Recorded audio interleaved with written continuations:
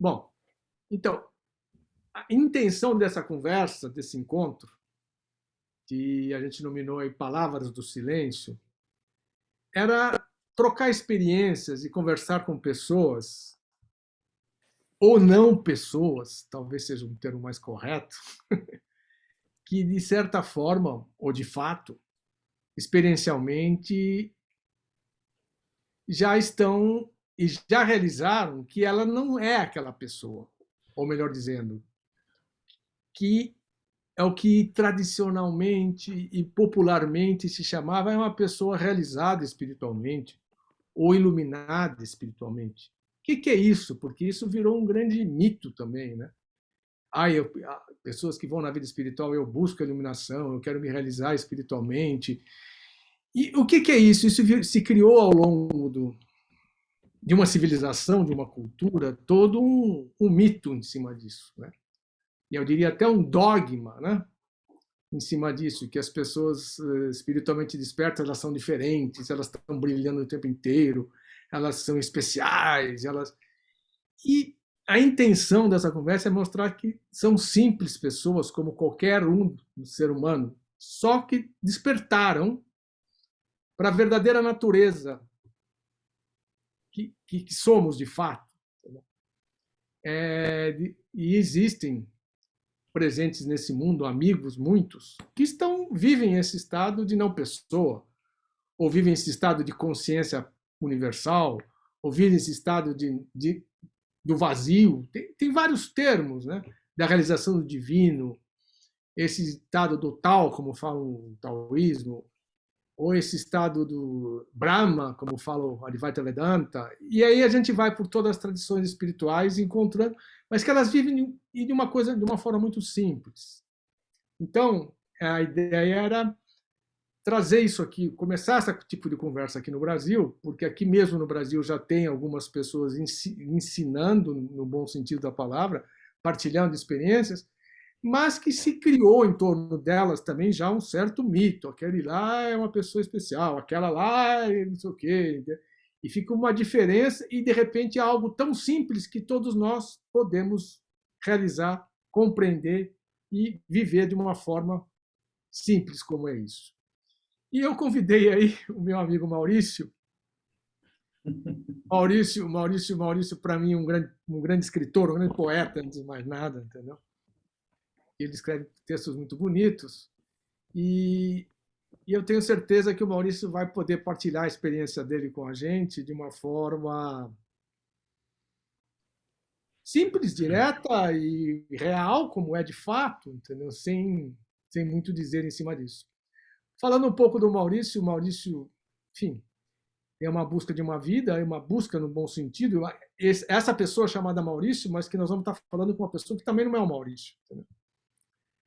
Que teve um caminho que passou pelo budismo, pelo zen budismo, meditação, depois encontrou o ensinamento de um grande mestre do Advaita Vedanta, o Nisargadatta Maharaj, e outros sábios da não dualidade aí. E de um tempo para cá, eu conheci o Maurício faz mais ou menos uns 2, 3 anos atrás, a gente trocou mensagens, tal, não lembro exatamente o tempo, também não tem importância isso. Ele hoje tem vamos dizer, um grupo de amigos, de pessoas, e que ele partilha a experiência deles 2 vezes por semana, se eu não me engano, você se reúne, né? Tem lá algo similar a isso que nós estamos fazendo agora, onde ele vai conversando com as pessoas e partilhando a experiência dele, ele dá alguns temas, mas enfim. Então, para começar com uma pergunta, uma conversa, Maurício, quem é o Maurício? Que história é essa desse Maurício que foi pelo budismo, encontrou o Zen budismo, o que é isso? O que é isso na vida do Maurício? Esse personagem Maurício aí. Pois eu acho que, na verdade, qualquer tentativa de definição, né, como a gente sabe, ela é parcial, né? Ela é um ponto de vista isolado, né? E qualquer ponto de vista isolado, ele está exposto a diversos tipos de interpretações, né? Cada um vai ver de um jeito, cada um vai, com a sua história de vida, vai interpretar de uma forma, né? Então, é muito difícil falar uma língua só, né? Quando a gente tenta transmitir, como você agora, né? Tentou transmitir aí o que seria uma pessoa iluminada, né? E como você falou, bem falou, cria-se um mito em torno disso. E fica uma coisa assim sobrenatural, né? Uma coisa envolta numa alegoria fantasiosa, né? De algo mágico, vamos dizer assim, né? Então, era bom a gente desmistificar, né? Tentar desmistificar. Eu também, a gente tá falando e as pessoas ouvem, né? Cada um vai interpretando de uma forma, né? Cada um vai tendo a sua própria opinião. Então é difícil falar uma língua só. Eu acho que é meio que a Torre de Babel a coisa, sabe? Mas vamos tentar aqui, no último satsang, né, que até foi ontem, os temas são livres, né? Então aparece, né? De repente vem uma sugestão, uma inspiração. E ontem foi o seguinte: nós estamos numa plataforma, né? Nós temos uma base de construção ocidental baseada no pensamento, no raciocínio, na lógica, né? Então, quando um produto, entre aspas, como a iluminação, o despertar, cai nesse mercado, né, para dizer uma linguagem bem assim do contemporânea, né, ali é um campo muito fértil para muitas coisas, né?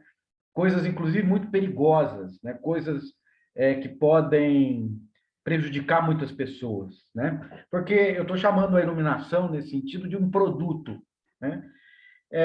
Quando ele cai nessa plataforma cultural, né, de civilizatória que nós chegamos hoje, então a gente tem que olhar bem, por exemplo, o que era o despertar quando o Buda fala sobre o despertar há 500 anos antes de Cristo, há 2.500 anos.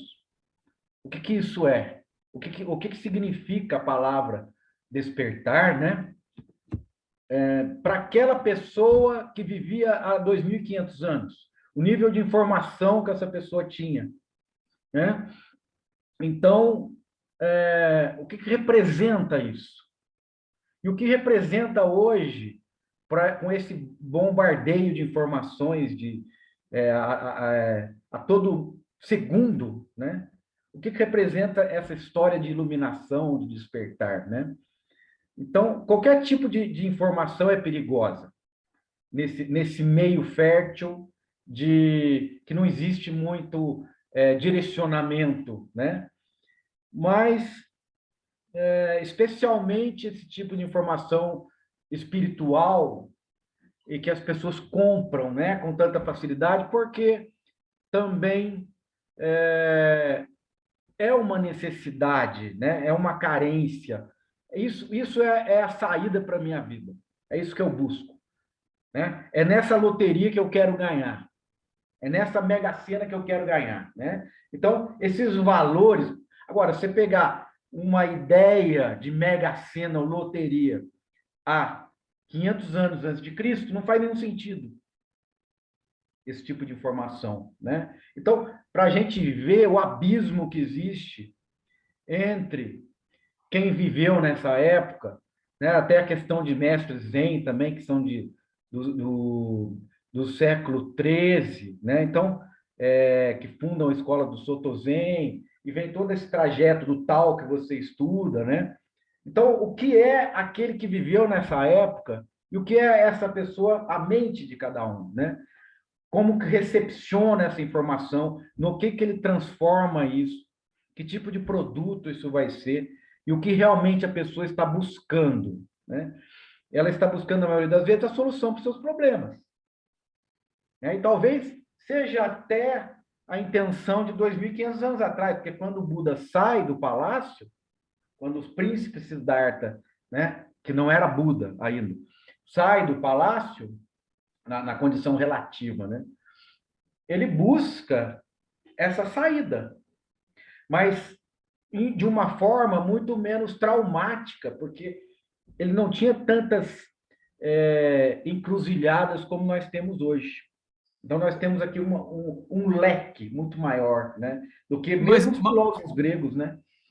Diga, Maurício, Luiz. Maurício, mas o que caracteriza, vamos dizer, o que Hum. caracteriza essa busca? Qual é a essência dessa busca? A dor, a angústia, é a Mas angústia.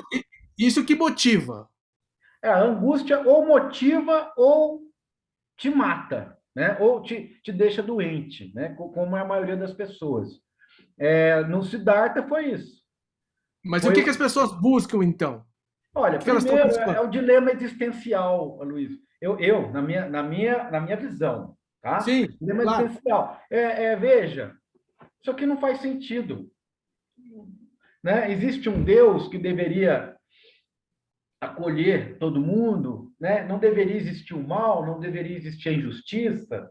O que é isso, né? Na minha experiência, como eu venho de uma família de um ramo católico e o outro ramo espírita, eu achei o ramo espírita muito interessante, porque ele dava a oportunidade, através da reencarnação, né, de você poder corrigir os seus erros, entre aspas. Mas depois eu mesmo, quando criança, comecei a perceber o seguinte: mas você vai corrigir uns erros e vai provocar outros. Então isso não vai ter fim. Daí eu perguntava para os adultos: e quando isso vai ter fim? Ah, não tem fim porque você vai se tornando um espírito de luz e você vai evoluindo, evoluindo, mas evoluindo até que ponto? Né? E aí não tinha resposta. Não tinha resposta. E aí, uma certa altura, eu até tive a oportunidade de falar isso para o autor do livro, professor Ricardo, né? O livro chama Textos Budistas e Zen Budistas. É o Ricardo Sasaki? Não, Não, tudo bem, tudo perdão, bem.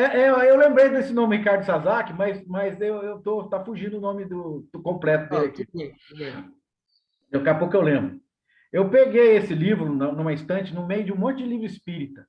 Aí puxei, eu achei interessante a imagem do Buda sentado, eu abri aquele livro, não entendi nada. Esse livro está até hoje na minha cabeceira. Ricardo Gonçalves, né? Pode ser, pode ser. E aí, depois eu encontrei com ele no Face, tive a oportunidade de falar, né? Foi o primeiro contato que eu tive com o budismo, mas eu não entendi nada. Mas alguma coisa ali ecoava, sabe? Alguma coisa vinha responder essa questão. Aonde vai parar isso aí, né? Porque o budismo não é bem uma reencarnação como o espiritismo, mas existem vidas, né, sucessivas, e existe uma explicação do que seria isso, né? Aonde isso vai acabar, onde vai desaguar tudo isso, né? Mas é muito árido, né? Eu tinha acho que 9 anos, 8, 9 anos, aí começou a ter aquele contato, mas despertou, teve uma semente ali de algo pelo menos que é atraente, né? Que era uma coisa diferente, uma coisa que parecia que, que algum dia eu poderia entender, né? Não fazia sentido, mas parecia. E, E algo diga, você entendeu disso em algum momento? Ou o que você não olha, entendeu? naquele momento do livro, desse livro, Não, na não naquele infância, você fala? momento. Não, no trajeto do Ah, personagem, no trajeto de vida do personagem Maurício, ah, teve algum momento que ele falou: sim. "Pô, entendi. Ah, Então, eu acho que não, para mim não tem esse momento, não tem. né? Não tem, porque senão é um momento que alguém está entendendo, né? Tem um outro personagem entendendo. É uma coisa como se fosse aquela coisa infinita, de um espelho na frente do outro, e se projeta uma imagem infinita, né? É como aquele Kuan, né? A mente pode observar a própria mente, né? Se Não. você diz que sim, então tem uma mente diferente da mente que observa a mente. E aí vai tendo uma progressão infinita, né? Tem uma história também muito assim interessante. Eu vou concluir, né? Mas eu entendi o seu caminho.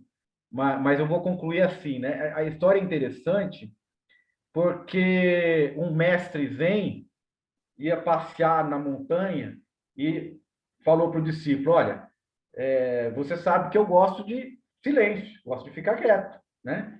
E o discípulo parece que ia levar um amigo, pois não, mas eu recomendei para ele que está tudo, né, para ele fazer silêncio. Aí ele chega no alto da montanha, o mestre lá para e fica em silêncio.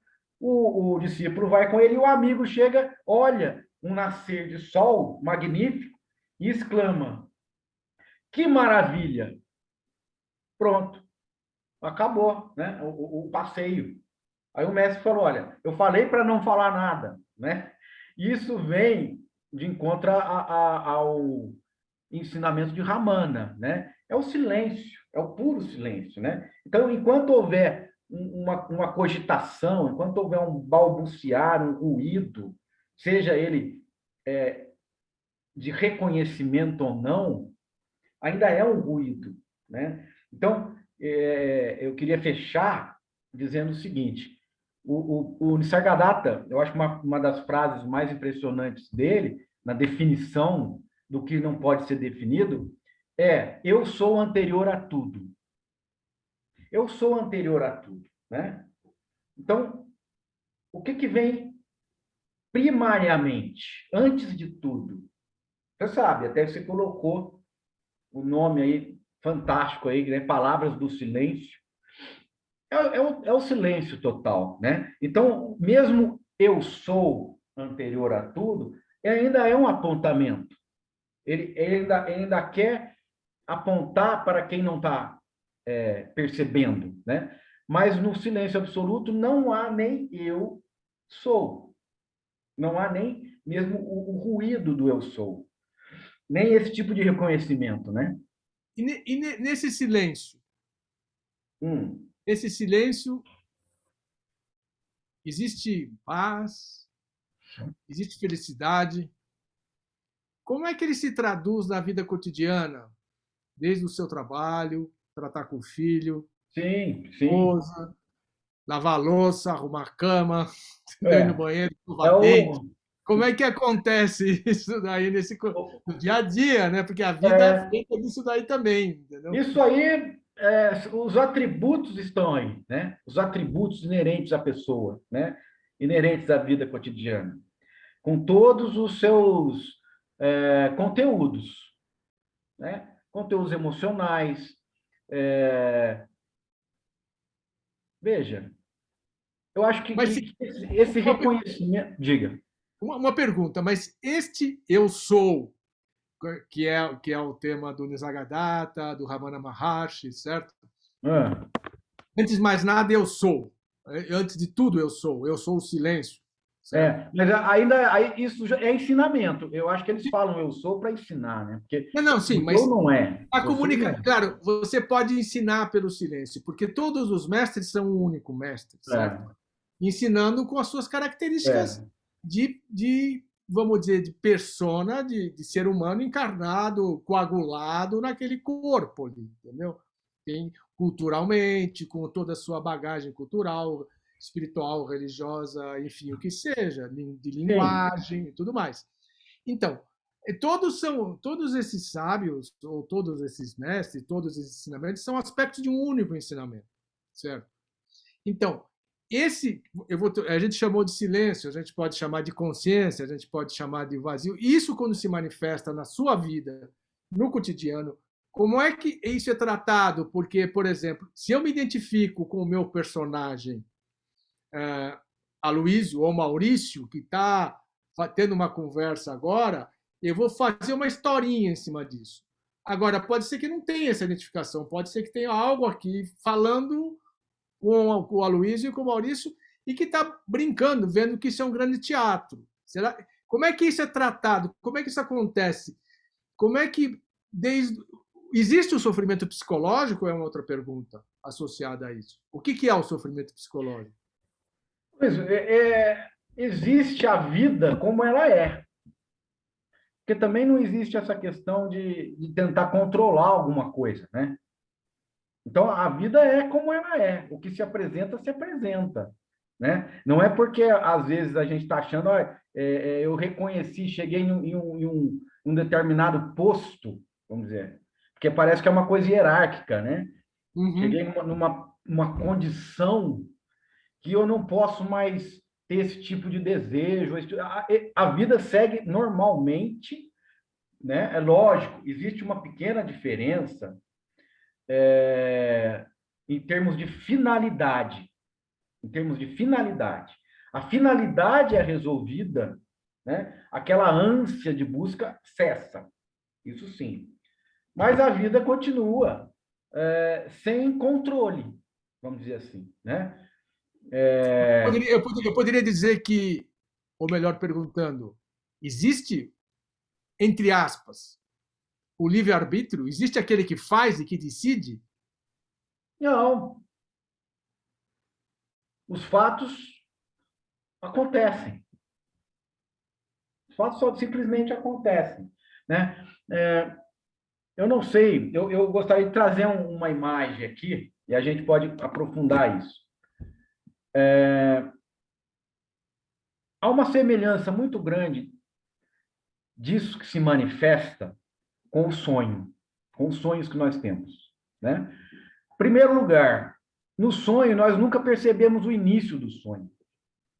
O sonho, quando você vê, você já está lá. O sonho parece que é do meio para o final. Nunca você está no início. Aqui também é a mesma coisa. Você não percebeu que você entrou nessa história. No sonho, você está você tá dentro do sonho. Quando o sonho acontece, você acontece junto com o sonho, né? E isso aqui, essa realidade é a mesma coisa. Quando ela acontece, você acontece junto com essa realidade. E o sonho, por exemplo, a pergunta que eu fiz para a pessoa ontem. Vamos supor que você, no sonho, tem uma mala cheia de dólares. E você está andando na rua com essa mala. Você sabe que tá lotada de dólares. E alguém vem e rouba essa mala. O que você vai sentir nessa hora, no sonho? Você não vai gostar, né, Luiz? Não. Com certeza que não. Não, né? Aí depois, quando você acorda, você vai perceber que aquele dinheiro era de sonho. Que o ladrão que roubou também era de sonho. E que você que foi roubado também era de sonho. Então, na verdade, você não foi roubado. Então, aquele sentimento que você teve na hora do roubo, apesar de no momento ser justificável, ele passa a não ter sentido depois que você acorda. A gente sabe que essa realidade vai ter um fim. Vai ter um fim. Vai ter pelo menos para passar para outra coisa, sei lá, mas vai ter um fim. Então, se a gente começar a entender que é muito semelhante, que ninguém possui um dinheiro realmente, que aquilo lá é um dinheiro de sonho, né? Se você, pelo contrário, durante o sonho, ganha na Mega Sena, e na hora que você vai pôr a mão no dinheiro, você acorda, você vai ficar aborrecido, né? E pouco. A ideia de ganho também, ela não é real, tanto quanto no sonho.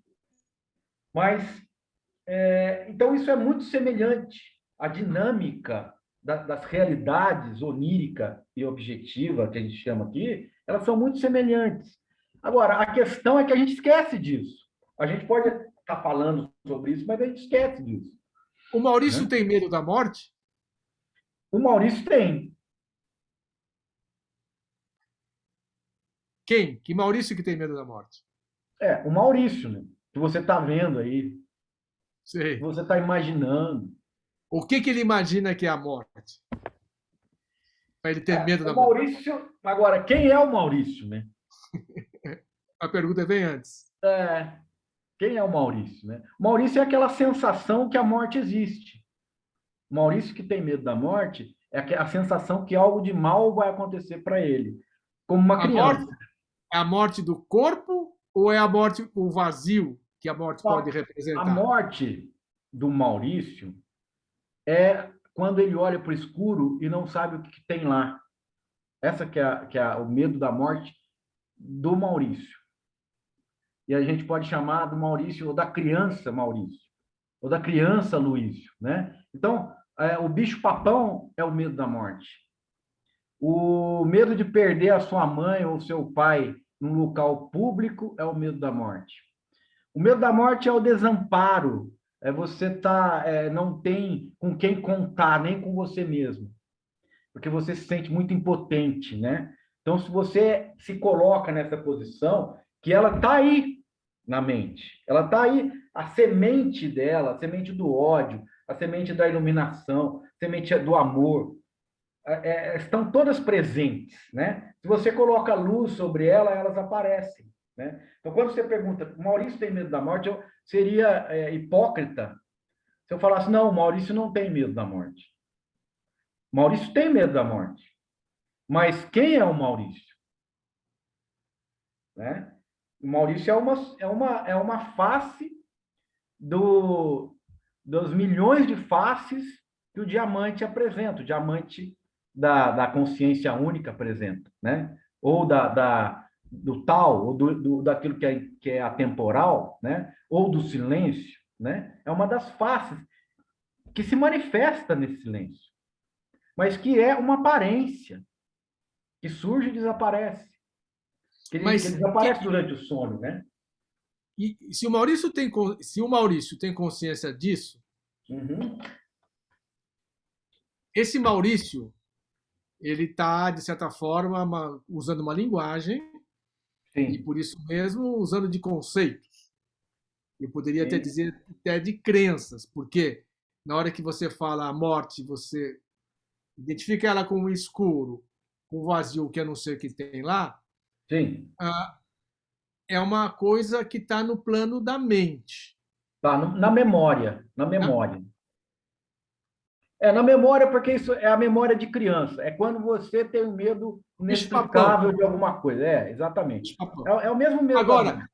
existe a morte mais básica, que é a morte desse corpo, certo? Não, para nós não, porque você não vai estar presente no seu enterro.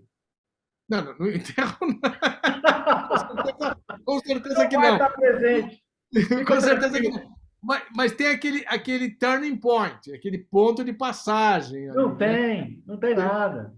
Quando Mas, você mas dorme toda noite, Luiz, quando a você gente dorme toda morre. noite, A não, gente morre. tá. Você percebe que dormiu? Não, sono profundo. E quando a gente dorme bem, a gente acorda, que maravilha! Mas veja, Porque nasci quando de novo. no momento que você dorme, no momento posterior ao sono, você não identifica o sono. Não, Então, você não vai identificar a morte também. claro que Fica não. tranquilo. Sim, mas por quê? Uma pergunta. Por que Ah, que as religiões, e eu vou pegar especificamente uma que você conheceu, vivenciou melhor, no caso o uhum, budismo, né? sim. Inclusive existe um famoso livro o livro tibetano Morte. dos mortos, existem É, outros comentados por grandes lamas, Dzongkar Rinpoche, vários comentários, todos os mundos que vai se passando.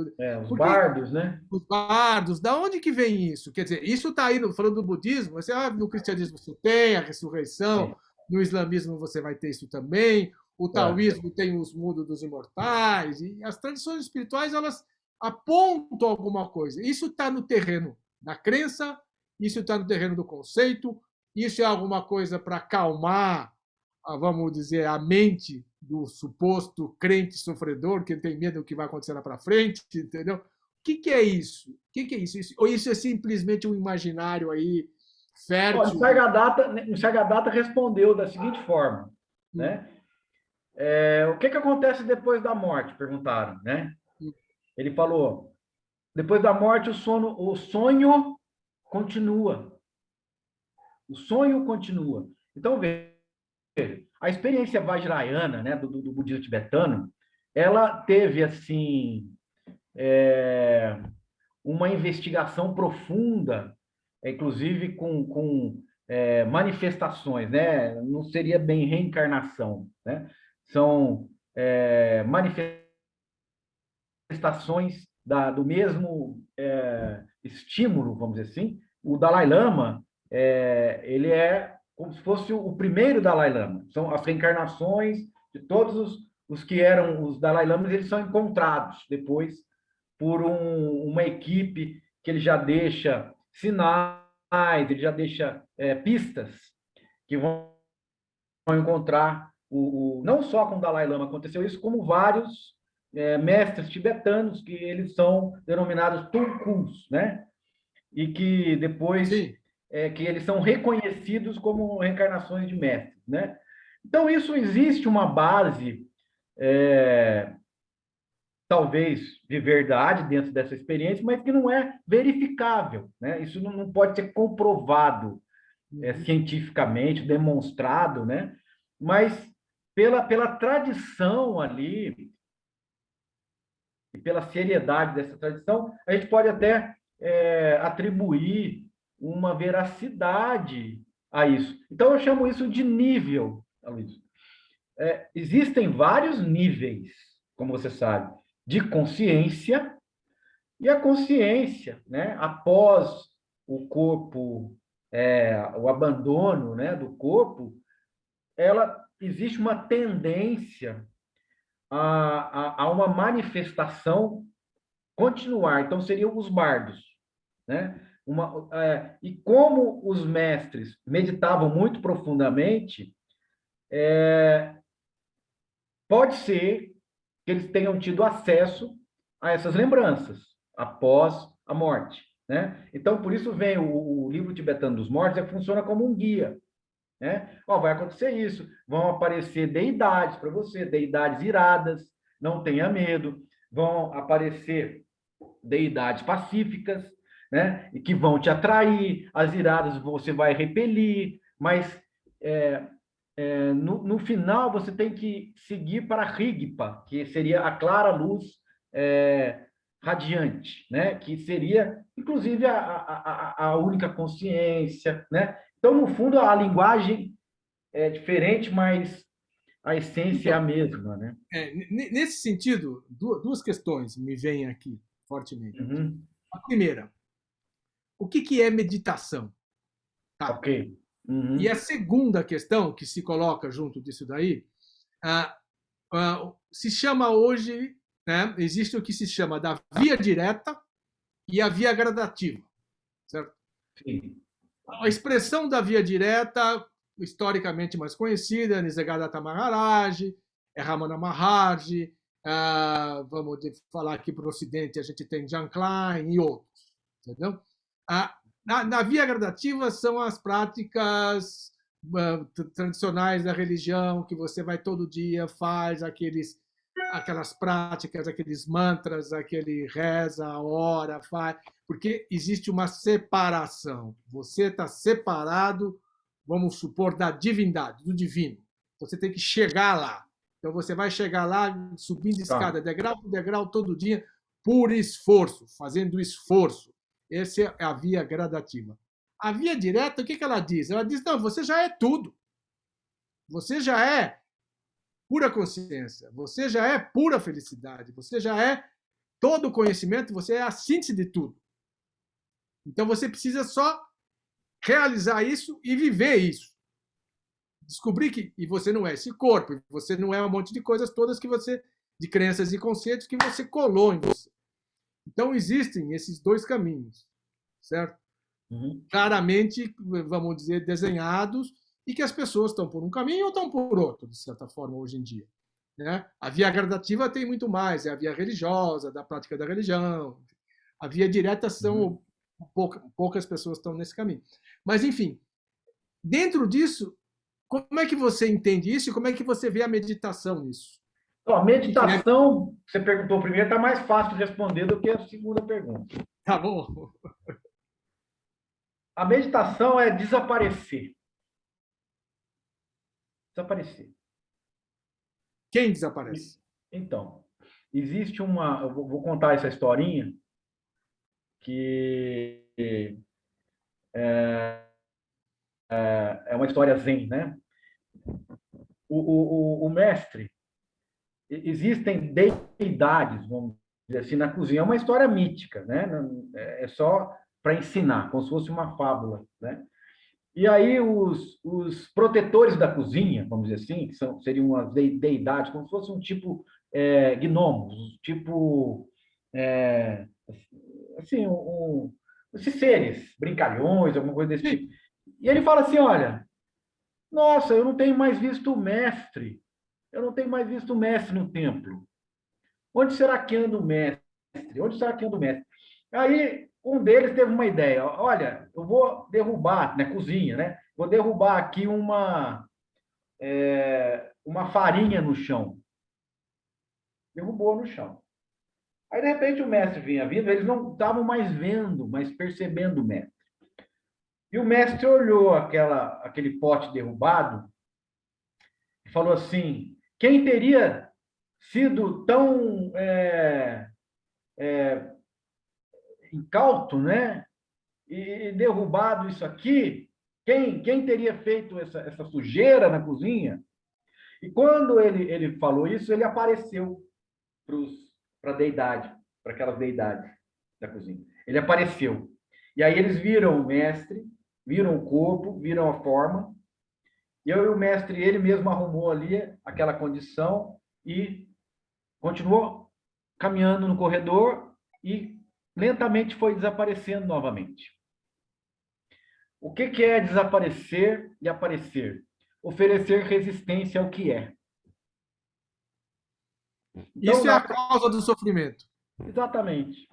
Porque ali ele se opôs e teve uma espécie de antagonismo, um desconforto, né? Vamos dizer, até a raiva. Quem teria sido tão assim, né, burro? Quem teria sido, né, deixou cair isso aí e tal? Então, ele aparece, porque ele se opõe ao que está acontecendo, né? Ou seja, isso não deveria ter acontecido, né? Isso não deveria ter acontecido. E aí ele aparece. Então, desaparecer, até a gente sabe, né, que o Advaita e a via direta que você falou, muitos defendem que não precisa haver a prática, né? Coisa que o Zen defende muito, que a prática da meditação, do Zazen, seria para isso. Para que você, no momento em que está fazendo meditação, desapareça. Não há cogitação. Porque o que acontece? Se você atinge um silêncio muito profundo, muito absoluto, e você percebe isso e faz uma observação sobre isso, você aparece. Né? Se você está ali absorvido em meditação muito profunda e silenciosa, de repente fala, nossa, que silêncio! Que silêncio é esse? Que maravilha! Pronto. Tudo por água abaixo. Né? Então, essa mente que quer descrever, ela quer explicar, ela quer definir, ela quer esclarecer, traduzir, né? Então ela quer ser a forma, ela quer aparecer como forma, ela quer ter rosto, ela quer ter expressão, né? No mundo. E desaparecer é um desafio, porque ele vai de encontro ao desejo da própria manifestação. Será que, como você falou, esse desejo da própria manifestação, mas essa manifestação ela tem um lado que é a transcendência, vamos dizer, e a imanência. Tá? Ou como a gente tem o famoso livro I Ching, que quer dizer permanente mutação. Está tudo em permanente movimento. Né? Você não tem o branco absoluto, você não tem o preto absoluto, você não tem o frio, não tem o calor, está tudo mesclado permanentemente em mutação. Certo? Então, voltando àquela questão da via direta ou a via gradativa, se você está desaparecido do personagem, a felicidade, que é o que todo mundo busca, no fundo, né? Quando você fala, eu quero me livrar dos problemas, eu quero resolver os problemas, as pessoas querem ser felizes, mais nada, quer estar feliz. Né? É aquela coisa que eu gosto de comentar. A gente olha para a maioria aqui é pai, ou enfim, já viu criança pequena, é óbvio. Você olha uma criança de 3 anos de idade, ela é pura alegria, ela é pura felicidade. Ela só sofre quando tem fome, levou o tombo, bateu o joelho, está sangrando o joelho ou está com dor de barriga. Caso Mas contrário, por ela quê? vai... Você sabe por quê? Por quê? Porque ela não existe. Por isso mesmo que eu estou falando. Ou seja, ela desapareceu. Ela nem apareceu ainda. Ela nem apareceu ainda. É por Ela nem isso. apareceu. Então, é nesse Porque ela sentido vai que eu estou dizendo. crescer. Ela vai crescer, o pai e a mãe vai chamar, não, você é o Joãozinho, você é a Mariazinha, certo? Você é homem, você é mulher. E daí É, vão colando nela uma série de crenças, conceitos e coisinhas, e vai construindo aquela dita personalidade que depois a gente tem que largar dela, tem que desaparecer, fazer ela desaparecer. desaparecer. Agora, enquanto tiver alguém querendo a felicidade, Também não nunca tem. vai ter, porque tem alguém querendo, alguém que está lá aparecendo, querendo. Né? Então, esse desaparecer é isso. Né? Mas então eu poderia dizer que não tem que fazer esforço nenhum. Não. Desaparecer é fácil? É. Então, desaparece. O corpo está coagulado aqui, o corpo está aqui, mas a sensação é de que essas palavras estão vindo da onde? Eu A não gente estou está pensando, eu nadando não estou contra a elaborando corrente. nada. Hã? A gente está nadando contra a corrente. Né? Por quê? Se você está no sonho, ele é o seu sonho. Sim? Você é o personagem principal desse sonho, o protagonista. O protagonista não quer desaparecer do sonho, do filme, sei lá o quê. Né? É a mesma coisa assim. Vem uma besteira na minha cabeça aqui, eu não sei porquê, acho que eu vi o Stallone, alguma coisa. O Rock Balboa é da sua época? Eu já ouvi falar. Rock Balboa, filme Rock Balboa. Vai passar o Rock Balboa, né? Aí todo mundo vai no cinema para ver o Rock Balboa. Aí começa o filme e o Rock Balboa não aparece. Você já viu um filme chamado Rock Balboa, onde o Rock Balboa não está no filme, não é um personagem do filme, né? Ou seja, vai frustrar muita gente, né? É a mesma coisa da vida do Aloysio ou da vida do Maurício, o Aloysio não está presente na vida dele. Sumiu. Mas tem alguma graça uma vida onde o principal personagem não esteja atuando? É uma vida totalmente sem graça, né? Assim, para os valores, né, mundanos, para os valores. Porque alguém aqui quer ser perdedor? Ninguém. Ninguém. Então, as pessoas almejam, Aloysio. Mas quem Né? almeja? A pessoa. Almejam. Mas todo a pessoa. mundo quer. Mas todo é que mundo tá. quer ganhar na Mega Sena, mas ninguém quer jogar. Mas todo é que tá. mundo Se quer você... ir para o céu, mas ninguém quer morrer. Agora, a questão é que esse personagem, a gente cola nele. Como você falou, a criança não apareceu ainda. A criança está lá feliz da vida e brincando. Ela não percebeu o abismo. Ela não tem limite com nada, certo? O corpo dela é tudo, o universo é o corpo dela. Ela não tem limite, tanto que ela quebra, se machuca. Ela é iluminada. Então, e nesse sentido, ela é pura alegria, ela é pura felicidade. Ela é, vamos dizer... Ela é o que é. Ela é o que é, certo? Então, depois vai colando um monte de coisa e constrói o personagem. Não, e depois agora, perdão. A gente não pode descolar isso. Isso aí não cola simplesmente porque ela quer que cole. Ou alguém quer que ela cole. Não quer nada. Ela não quer nada. Vai então, culturalmente... Agora eu vou ser um pouco filósofo. Diga. Vou para a filosofia. Quando a criança começa a se constituir como uma pessoa, quando ela percebe o abismo. Porque você só percebe o abismo, né? Ou seja, percebe o medo. No momento em que você percebe o medo, vamos dizer aqui numa imagem, você está caindo no abismo, o que você quer fazer? Agarrar o que tiver na frente. Eu lembrei de uma história. Tem um personagem, deixa eu contar uma historinha aí. Isso é exatamente o que você falou. Chama Nasruddin. Nasruddin é um sábio, louco e bobo usado na tradição dos sufis. Mullah Nasruddin. Mullah Nasruddin, ele mesmo. Então, o Nasruddin estava andando na beira do abismo. Andando lá, olhando aquele abismo, aquele canho, 1000 metros de profundidade, e ele escorregou. me escorregou e conseguiu agarrar num galinho de árvore, que tinha ali, um galinho que tinha ali. É. Daí ele, putz, ele falou, vou morrer, não tem mais jeito. Aí ele começou a falar assim, Deus me ajude, por favor, Deus me ajude, Deus me ajude. E nada, e nada. E ele suando, e falando, e a mão dele escorregando, Deus me ajude, Deus me ajude. Aí veio uma voz lá de cima assim, pode largar que eu seguro, pode largar que eu seguro.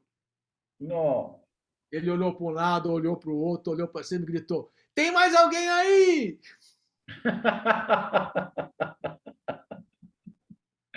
Nossa Senhora! É o drama do humano, né? É o drama do humano, quer dizer, a não deixar de existir esse estado de meditação. O que é o estado de meditação? Para mim, na minha experiência, é o estado natural, né? Vamos dizer assim, de não existência nosso, que a gente tem ali entre uma sensação e outra, entre um pensamento e outro, aquele intervalo que a gente está presente em tudo. Isso é meditação, né? Claro que a gente pode sentar no silêncio, tentar escutar o silêncio e deixar que esse espaço aconteça maior. Mas essa não existência, né, conviver com isso é a possibilidade, eu diria, de você perder supostamente o medo da morte e encontrar esse estado de felicidade da criança, que não É existe. quando você esquece do abismo. Isso, exatamente. Quando você esquece do abismo. Quando você larga todos esses personagens. Isso. Você vê que o Exatamente. abismo é uma miragem. Isso aí para usar uma figura mais do Sufi, né? Você vê que o abismo é uma miragem no deserto. Sem dúvida, sem dúvida, sem dúvida. Maurício, a gente está conversando aqui já faz quase uma hora. Ah, é? Nem Eu percebi, queria, rapaz. eu queria saber se alguém tem pergunta, se quer comentar alguma coisa, que tá aberto para as pessoas falarem aí, entendeu? A intenção era a gente abrir essa conversa dessa forma mesmo, entendeu? Uma pergunta antes de falar isso. O Maurício é feliz? Não, Não? não.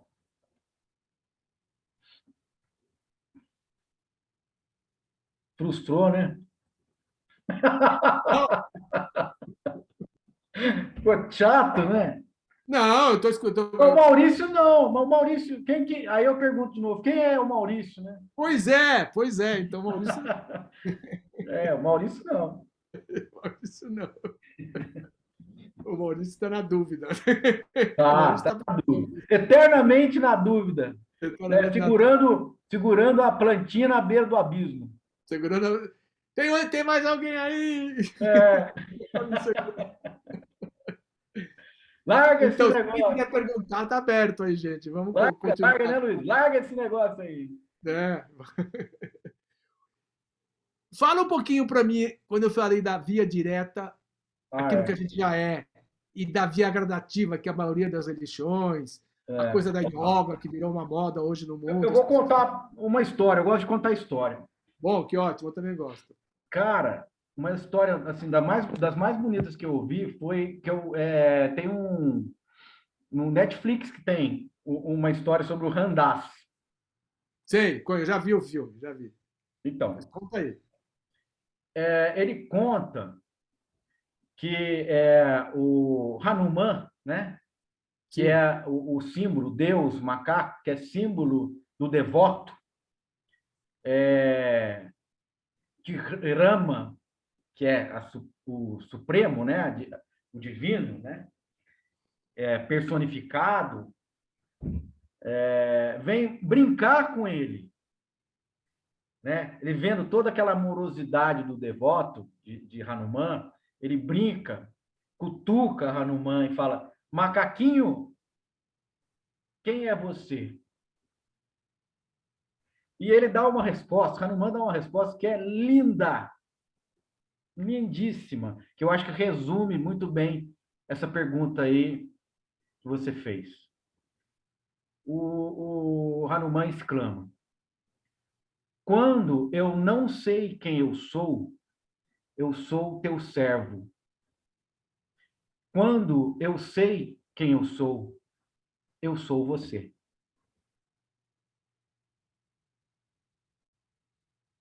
Essa é a via direta. A outra, a via gradativa. Eu diria que a gente poderia se estabilizar nessa não existência do não saber. Quando a gente se abre com uma grande abertura, eu não sei nada, eu estou disponível para tudo. Sim. A vida acontece, certo? Como você Sim. falou várias vezes, a vida está acontecendo aqui, a cada instante, entendeu? Sim. Independente de tudo, entendeu? Sim. Se a gente se coloca no fluxo desse rio, como falam os taoístas, se eu vou fluindo com ele, a vida flui. Sim. Todo sofrimento, a dificuldade começa quando eu quero alguma coisa que não é contrário ao fluxo. No fluxo da vida. Sim. Quero contrariar o fluxo. Eu quero deixa de ser, seja feita a vossa vontade. Por exemplo. É. Por exemplo. Seja feita a minha vontade, né? É a minha vontade, né? Então, esse é o conflito cotidiano.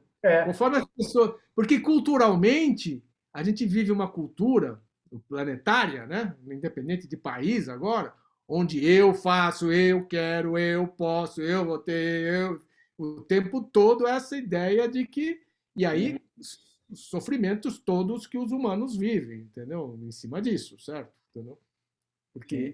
Porque não é o eu com alguma coisa colada, agregada. A resistência. Exatamente. Veja, outro dia eu ouvi uma história belíssima também, e que as pessoas talvez não conheçam, né? Porque que a história, por que Cristo é chamado o novo Adão? Né? Porque o primeiro Adão, ele quis da forma dele, do jeito dele, da vontade dele. Né? Não era uma vontade conforme a vontade do todo. Né? Então, o que aconteceu? O Criador, isso é uma alegoria, mas vamos trazer, né? O Criador colocou tudo o paraíso, montou o paraíso e colocou o ser humano dentro do paraíso. E falou, isso aqui é tudo seu. Você só não pode comer dessa fruta, da árvore do conhecimento. E aí ele falou, não, eu quero comer. Por quê? É a minha vontade. Não é a sua vontade, é a minha vontade. Né? E aí, Cristo, é Paulo que tem essa que chama designação de Cristo de novo, o novo Adão. Ele vem para cumprir, dizendo, eu aceito a sua vontade, eu não quero a minha vontade, eu vou cumprir o que você me disser que é para cumprir. Né? Então, é lógico que é algo alegórico, mas existe um grande assim, ensinamento nisso. Né? Se você está em conformidade com o fluxo, né, a sua vida é redenção, a sua vida é libertação. A sua vida é ressurreição, para ter um termo cristão, né? Uhum. Agora, se você não está em conformidade com o fluxo, você é Adão e será expulso, né, do paraíso. Então, nesse sentido, meio que para começar a encerrar a nossa conversa, eu vou contar uma historinha, mais uma do Nasrutin para a gente aqui, entendeu? Vai lá, vai lá. Então, que o Nasrutin era conhecido ali na região que ele morava lá, como um grande sábio, e todo mundo gostava e convidava ele para ir falar no templo da região. E convidaram o Nasrutin. Então, juntou toda a comunidade no domingo lá para escutar o sermão do Nasrutin. O que ele ia falar, né? Então, estava todo mundo ansioso, todas as autoridades, autoridades religiosas, políticas, todos os filósofos, enfim, todos os sabichões do pedaço, e o povo também, estava todo mundo lá. E aí chegou o Nasrutin. Aí o Nasrutin entrou todo aquele burburinho, assim, e o Nasrutin subiu ali naquele lugar de falar, né, no templo lá, e falou, vocês sabem o que eu tenho a dizer para vocês? Aí todo mundo em uníssono disse, não!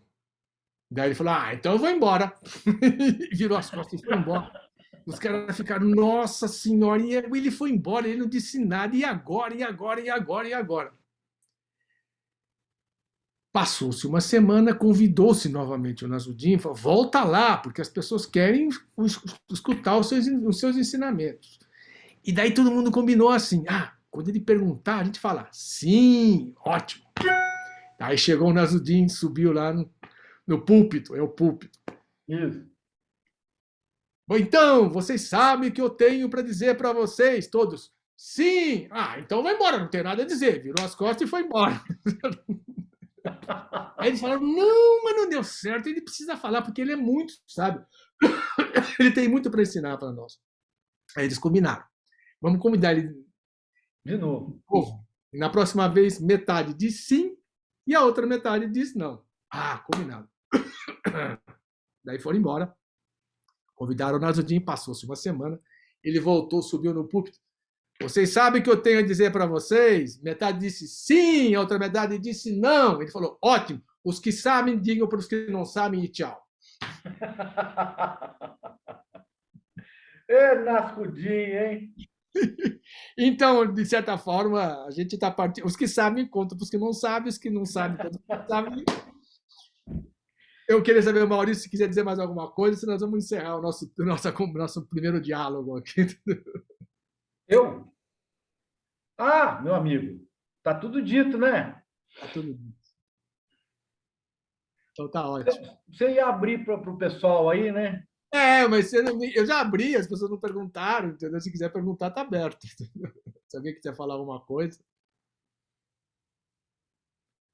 Senão, a gente vai encerrar por aqui, agradecer a presença, dizer para vocês que essas conversas vão continuar com outros amigos, a gente vai fazer a cada uma semana, 10 dias, e a gente vai publicar isso daqui, depois quem quiser ver, se vocês quiserem divulgar para os amigos, essas conversas simples, com palavras que vêm do silêncio. Obrigado, Maurício. Obrigado, Luiz. Foi um prazer, viu? Tchau. Obrigada. Abraço a todos. Tchau. Tchau.